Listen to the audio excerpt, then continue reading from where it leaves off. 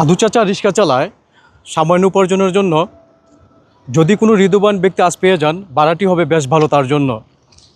যদিও চাচা রিক্সাটি চালায় গ্যারেজ মালিক থেকে নিয়ে দৈনিক ভাড়ায়, যেদিন থাকে না উপার্জন সেদিন গ্যারেজ মালিক তাকে তাড়ায়। আসসালামু আলাইকুম চাচা, ভালো আছেন? আলহামদুলিল্লাহ। চাচা এখানে গালে হাত দিয়ে বসে রয়েছেন কেন? ও গালে হাত দিয়ে বসে রয়েছি কেন? বসে আছি এই কারণে যে সময় কাটাচ্ছি এখানে। সময় কাটাতেছেন? হ্যাঁ। কেন চাচা, আপনি তো রিক্সা নিয়ে বেরিয়েছেন। রিক্সা নিয়ে বেড়াচ্ছি, একটু শরীর ক্লান্ত লাগছে তো ওই জন্য একটু বসে আর সময় কাটাচ্ছি। তার মানে চাচার সাথে আমি একটু বসি। হ্যাঁ বলেন। এখানে তো আপনি তো এখন ভাড়া মারার কথা। হ্যাঁ ভাড়া মারবো, শরীরটা একটু সুস্থ হলে একটু মানে শরীরটা গরম লাগতেছে তো, হিট হয়েছে। তার উপরে একটা খ্যাপ নিয়ে আসি, নামাই দিয়ে এনে বসলাম। বসে গালে হাত দিয়ে চিন্তা করতেছি যে কোনটা দিকে যাবো, এদিক দিয়ে যাবো না এদিক দিয়ে যাবো না, এই টেনশনে পড়ছি। যে চিন্তা করলাম যে পরে যে চিন্তা করি না একটু রেস্ট নিই, তারপরে এদিক দিয়ে ইয়েতে যাবো, মেট্রো রেলে যাবো। ও আচ্ছা, কিন্তু এই চিন্তার কারণটা কি? যাত্রী না এই জন্য? না না, তাহলে যাত্রী নাই বলতে কি, চিন্তা তো মানুষের অনেক প্রকারে থাকে। আপনার না টেনশন আমার ইনশাল্লাহ আমার কোনো দিকে টেনশন নাই। যদিও আমি গরিব মানুষ, খেটে খাওয়া মানুষ, আমি শ্রমিক লোক। যদি আমি মনে করি যে আমি শ্রমিক লোক, আমি খেটে খাচ্ছি ইনশাল্লাহ, তাহলে আমার অভাব থাকা সম্ভব না এবং হবেও না ইনশাল্লাহ। কম বেশি দিন সারাদিন যাই হলো আল্লাহ পাক আমাকে ডাইল ভাত খাওয়ায়, আলু ভর্তা কি লবণ ভাত, আমি ইনশাল্লাহ খাই। আচ্ছা, আলহামদুলিল্লাহ। আপনি যে অবস্থা আছেন সেই অবস্থা আল্লাহর কাছে শুকরিয়া আদায় করা উচিত। এবং আমরা যে অবস্থা আছি, ভালো মন্দ দুইটা জিনিসই আল্লাহর কাছে শুকরিয়া আদায় করি। আলহামদুলিল্লাহ, আল্লাহ যেভাবে রাখছে আমাদেরকে ভালো রাখছে। তো চাচা কখন বেরোছেন রিক্সাটা নিয়ে? আমি বেড়াইলাম এই ঘর আড়াইটার দিকে। আড়াইটার দিকে? এই আড়াইটা তিনটার দিকে, এই দিকে তিনটার দিকে। তো একটা ভাড়া মারছেন, আর তো কোনো ভাড়া মারেন নাই? ভাড়া মারছি মোট, একটা মারছি 20 টাকা, একটা 30 টাকা, একটা মারলাম 120 টাকায়। যাক আলহামদুলিল্লাহ। রিক্সা তো আপনার নিজের না? না, মালিকের। আচ্ছা, যেদিন আপনি এই রিক্সাটা কত জমা, কত দৈনিক? আগে জমা 150 টাকা ছিল। আচ্ছা, আপাতত 100 টাকা জমা দেই আমরা। আর আগে 150 টাকা জমা দিলে সপ্তাহে একদিন ফ্রি পাওয়া গেছিলো, এখন ওটা নাই, প্রত্যেকদিন 100 টাকা করে দিতে হয়। আচ্ছা, এই জন্য এখন প্রত্যেকদিন জমা নেয়, যার জন্য প্রত্যেকদিন রিক্সা ভাড়া জমা হচ্ছে 100 টাকা। 100 টাকা। আচ্ছা, যেদিন 100 টাকা আপনি ধরেন ইনকাম হয় না বা 100 টাকা ভাড়া মারতে পারেন না, সেদিন গ্যারেজ মালিক আপনাদের সাথে কিরকম আচরণ করে? আচরণ কি, যদি আমি মনে করো যে মোল্লা মহাজনক যদি বলি যে মহাজন সাহেব আজকে তো আমার ইনশাল্লাহ ইনকাম হয় নাই, তা আজকে জমাটা আমি বাকি রাখলাম, কালকা দিব। তো হয়তো বা মালিক ভদ্রতা সহিতে মনে করেন যে কালকা দিতে না পারলে পরশু দিন দিতে হবে। তারপরে যদি আমি দিতে না পারি, তাহলে তার কাছে আমি চিটার হয়ে গেলাম, আমার চিটার হয়ে গেলাম। তার জন্য কী করবে মালিক, তখন এই মালিক কী করবে, তখন মালিক আমাকে হয়তো বা নির্যাতন করতে পারে, একটা থাপড় দিতে পারে, গ্যারেজ থেকে বাড়িগুড়ি দিতে পারে। তখন একটা নিজের মান সম্মান ইজ্জত আমার চলে গেল সাধারণ টাকার জন্য। এরকম কি কখনো হয়েছে যে আমি? অনেক হয়, আমাদের শ্রমিকের মধ্যে অনেক হয়।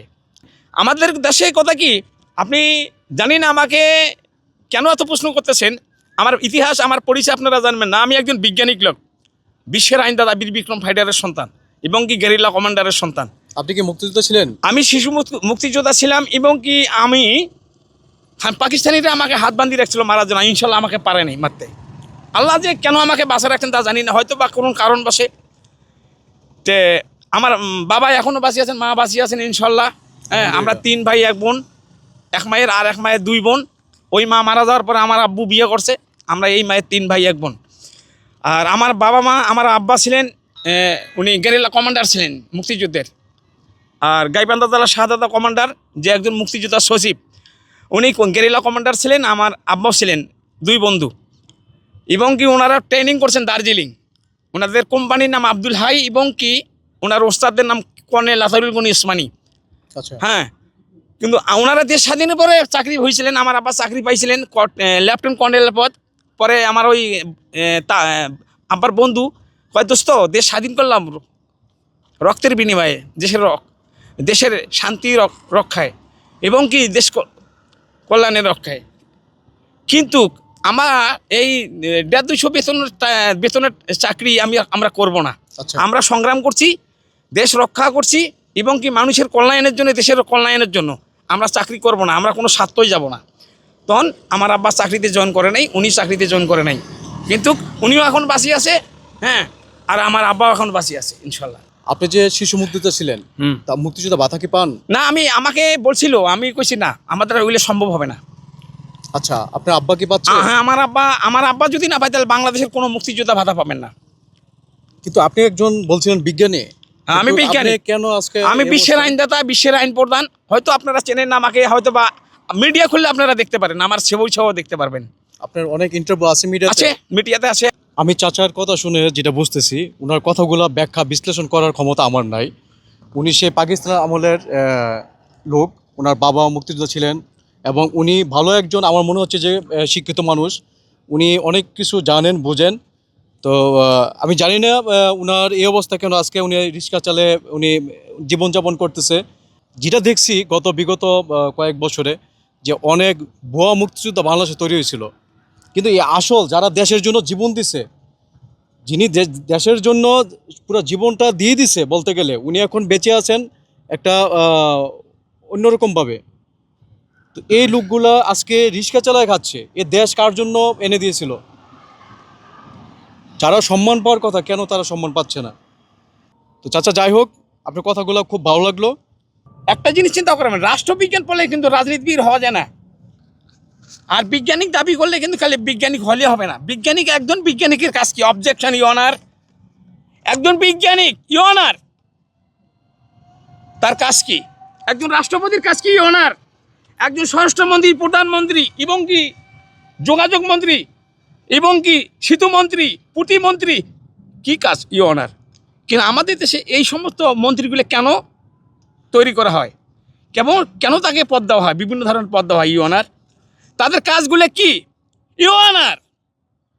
একজন প্রতিমন্ত্রীর দায়িত্ব হলো একজন সরকার যে নেত্রী হোক আর শিশুই হোক, যদি একজন প্রতিমন্ত্রী যদি একজন নেত্রী যদি সম্মান বাড়াইতে না পারে, দেশের কল্যাণের জন্য যদি কল্যাণ না করতে পারে, তাকে প্রতিমন্ত্রী বলে দাবি করা যায় না ইউনার।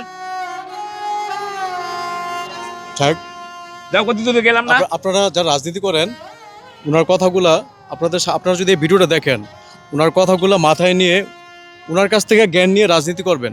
রাষ্ট্রে নিয়ে ছিনিমিনি খেলবেন না, রাষ্ট্রের ক্ষমতা নিয়ে ছিনিমিনি খেলবেন না, রাষ্ট্রে মানুষের কল্যাণে কাজ করবেন। এরকম যারা আছে অবহেলিত, তাদেরকে রাষ্ট্রীয় সর্বোচ্চ সম্মাননা দেওয়ার জন্য কাজ করবেন। চাচা, আপনি যেই পজিশনের লোক, আমি আপনাকে সম্মান দেওয়ার ক্ষমতা আমার নাই। আমি আপনাকে একটু সম্মান করতেছি অ্যাজ এ রিক্সা ড্রাইভার হিসাবে।